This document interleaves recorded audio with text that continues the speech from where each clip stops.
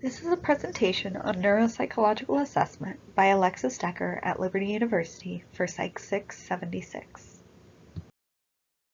This presentation is going to cover several topics. What is neuropsychological assessment?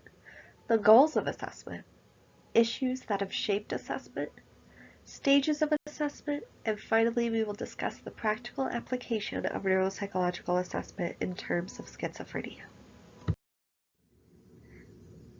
I always like to begin presentations with a clear definition of the topic being discussed.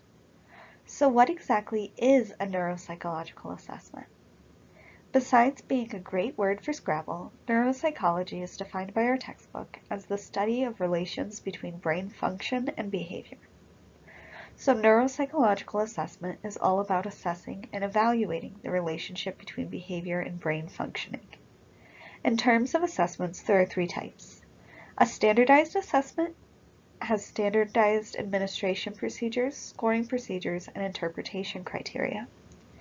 Individualized assessments are just that, individualized. Tasks are selected based on individual specific deficits. These tests provide more qualitative data rather than quantitative. The last type of assessment is a composite assessment. Composite assessments consist of both standardized and individualized components.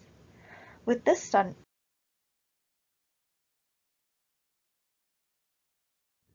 neuropsychological assessment has 7 goals. The first goal is to determine overall functioning. With this goal, we're looking to not only identify dysfunction, but hopefully localize it. The second goal is to facilitate treatment. Here, we're looking at typical outcomes and the potential for resuming life as normal. The third goal is to identify mild disturbances, particularly when other testing has produced inconclusive results. Some examples would be the result of head trauma or degenerative diseases. Fourth, we want to identify abnormal brain organization. This information is particularly helpful for neurosurgeons in determining where specific functions are located in the individual's brain. Next, we hope to corroborate neuroimaging results such as EEG results in focal epilepsy. Assessment is also used to document recovery and progress. When treating, it is important to frequently ensure that the chosen treatment is facilitating improvement. Finally, we want to promote realistic outcomes and set achievable goals. Unfortunately, not everyone is able to have a full recovery from their illness, and it's important to discuss the realities of the disorder or dysfunction or injury with the family, employment, and of course the client. So sharing that information with the relevant parties. There are 3 main issues that have helped to shape neuropsychological assessment into the tool that it is today. The first of these is functional brain imaging. Neuroimaging changed the face of neuropsychology. It allows providers to be actively involved in the treatment and rehabilitation of cerebral functioning rather than simply being diagnosticians. The second issue is cognitive neuroscience. Through neuroscience, the assessment landscape shifted dramatically from arbitrary cutoff scores to case studies and assessments incorporating cognitive theory along with neurological imaging procedures. The third issue that shaped assessment is managed care. Unfortunately, healthcare costs are continually rising, making treatment and assessment less accessible. The trend is to do as few assessments as possible in order to save money and time. However, this has resulted in an over-reliance on functional brain imaging. In order to treat a client fully, a healthcare team needs to work in tandem to assess and review data from a variety of sources. Next, we're going to discuss the stages of neuropsychological assessment. The first step is to identify the nature and severity of the problem. This typically consists of going back to the referral source, such as a spouse, parent, teacher, or physician, and getting information regarding the presenting problem.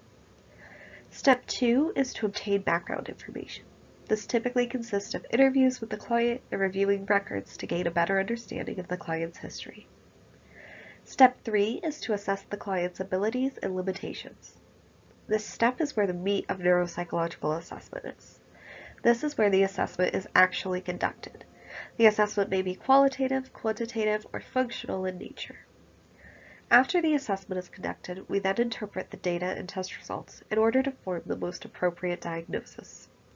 Once a diagnosis is reached, it's imperative to discuss with the client and any relevant parties what those results mean. This step is important in putting the client at ease and eliminating confusion among loved ones. The sixth step is to implement relevant interventions in order to improve functioning. Finally, the interventions need to be assessed regularly to determine their efficacy and ensure that the client is making appropriate progress. So now that we have a deeper understanding of neuropsychological assessment, let's look at a practical application. Let's say I have a client come in that's displaying signs of schizophrenia. The first thing I want to do is identify the nature and the severity of the problem. Is the client cognizant of what's happening around her? Can she actively participate in the assessment? What behaviors and symptoms brought her here? Is she able to stay safe for herself and for others? Next, I'll obtain a background. I want to know if there's a family history of mental illness, how long she's been experiencing these symptoms, and any history of past episodes. Then I'm going to assess the client. I would want to choose several tests in order to ensure that I'm covering enough relevant domains. I may use the BPRS to determine symptomology and aid in diagnosis. I may use the SOFAS to determine her level of functioning. Once I complete the testing, I would interpret the results, making sure to reference the DSM criteria for the suspected illness. I would communicate with the family, formulate a treatment plan based on pharmaceutical and cognitive behavioral therapies, and I would, in follow-up visits, I would choose to use an assessment like the Clinical Global Impressions assessment to determine how the client is progressing and if the treatment is effective.